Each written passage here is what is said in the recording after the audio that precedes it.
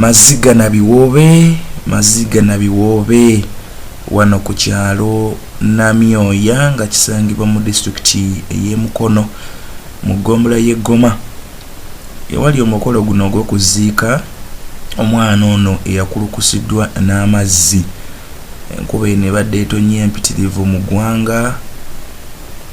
Kigambibwa nti omwana ono omuto omwaka ogumu n'ekitundu amazzi gaamutwala ng'ava ekawuku era omulambo babadde bagunoonya okumala ennaku kumpi 42 naye bagusanga mu bitundu by'e Munyonyo. Kale nno kwe kuguleeta poliisi negutwala Mulago naye bagubawadde era embeera gy'olaba kati embeera yakuziika. Eno embeera gy'olaba yakuziika wano nga abantu bagenda maaso n'okuzinga nga bumanyi ennono yaffe eya Buganda. Bamubawadde ali mu nkola eri eya ddwaliro naye badde balina okumuteekateeka obulungi okusobola okumuziika. So kyekyo kyogenda maaso n'okuba ng'olaba bali mu kumuteekateeka naye nga yenna bambi nga bumanyi omwana omuto ate yabadde mu mazzi okumala ennaku 4 kugamba takyategeerekeka.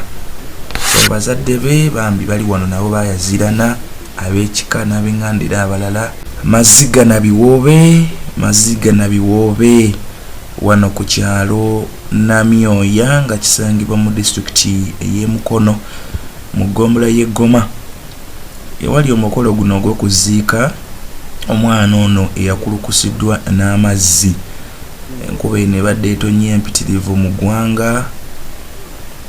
Kigambibwa nti omwana ono omuto omwaka ogumu n'ekitundu amazzi gaamutwala ng'ava ekawuku era omulambo babadde bagunoonya okumala ennaku kumpi 42 naye bagusanga mu bitundu by'e Munyonyo. Kale nno kwe kuguleeta poliisi negutwala Mulago naye bagubawadde era embeera gy'olaba kati embeera yakuziika. Eno embeera gy'olaba yakuziika wano nga abantu bagenda maaso n'okuzinga nga bumanyi ennono yaffe eya Buganda. Bamubawadde ali mu nkola eri eya ddwaliro naye badde balina okumuteekateeka obulungi okusobola okumuziika. So kyekyo kyogenda maaso n'okuba ng'olaba bali mu kumuteekateeka naye nga yenna bambi nga bumanyi omwana omuto ate yabadde mu mazzi okumala ennaku 4 kugamba takyategeerekeka. So bazadde be bambi bali wano nabo bayazirana ab'ekika n'ab'eŋŋandira abalala nabo badde bayazirana nga bw'obalaba. Embeera Soweto bw'eri si nnungi. So wano nga bw'otunuulira kukkirira kugenda ku ntaana eyateekeddwa okuziikamu bebi ono oba omwana ono omuto. Okuziikamu omwana ono omuto mwaka gumu na kitundu amazzi ge gaamutwala yagwa mu mwala bwe gati omwene enkubadde etonnya era ne gamukulugusa okuva ekawuku mpaka Munyonyo. Kitalo nnyo, kitalo ddala.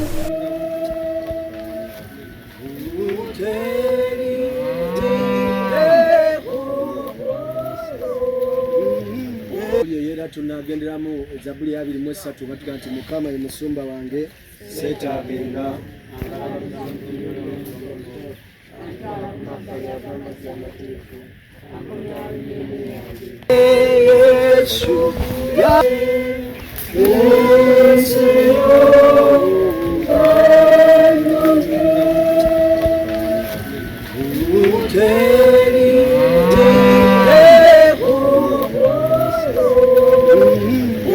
Era tunagenderamu Zaburi 23 nga nti Mukama ye musumba wange seetaagenga.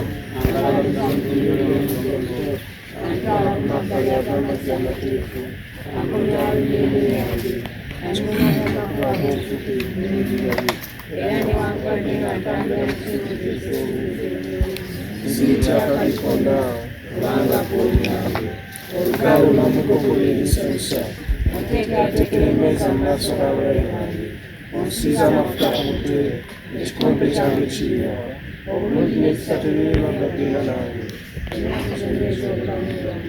nange nakulanga mu nnyumba ya Mukama okusakuliraku bulungi ekitiibwa kibeere kitaffe n'eri Omwana n'eri Omwoyo Omutukuvu kubanga kyali olubereberye ekiri kaakano ekiriba emirembe n'emirembe. Amiina. Nakusaba kituleke tukiteekere. Katonda ffe tuwaayo omwana ono mikono gyo gy'okusaasira n'okwagala okungi gwe Katonda atuwa obusika obw'obulamu obutaggwaawo olw'ekisa kyo okuyita mu Mukama ffe Yesu Kristo eyanunula ensi fena nitugamba nti amiina. Simanyi maama n'abooluganda abalala we bali naye tujja kwata ettaka ffe abali okumpi ebigambo bino nga tugamba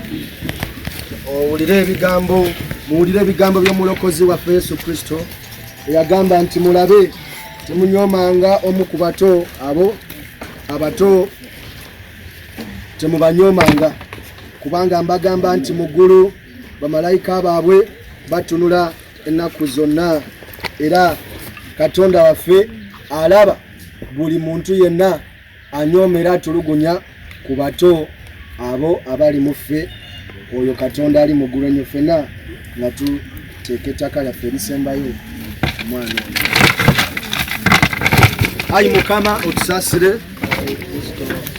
ffenna nga Yesu bwe yatuyigiza ntugamba nti Kitaffe ali mu ggulu erinnya lyo litukuzibwe obwakabaka bwo bujje ebyagala bikolebwe mu nsi nga bikolebwa mu ggulu otuweerere emmere yaffe eya leero tusonyiwe okwonoona kwaffe naffe otusonyiwa abatwonoona otwala mu kukemebwa tulokole mu bubi amba nti ekisa kya Mukama waffe Yesu Kristo n'okwagala kwa Katonda n'okusa ekimu Omwoyo Omutukuvu ng'ennaku ffenna n'eri abooluganda bonna emirembe gitaggwaawo.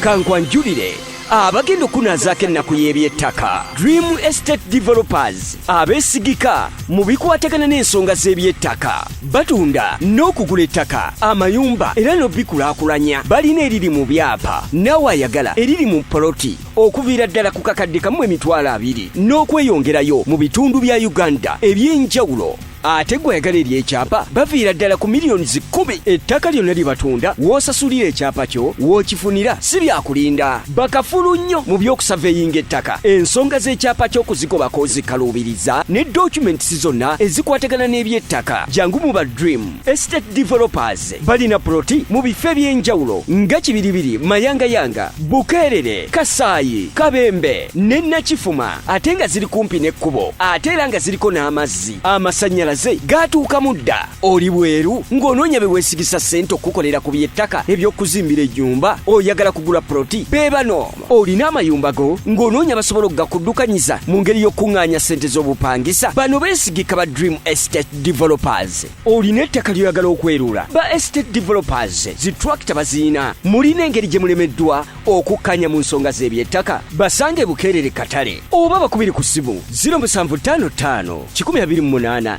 009 ne 0758 9755554 ne 0754 436 ne 0753 146 email info@dreamestatedevelopers.com. ebikwatagana byonna n'ebyettaka ffe twasalawo ne tubyesiza Dream Estate Developers kuba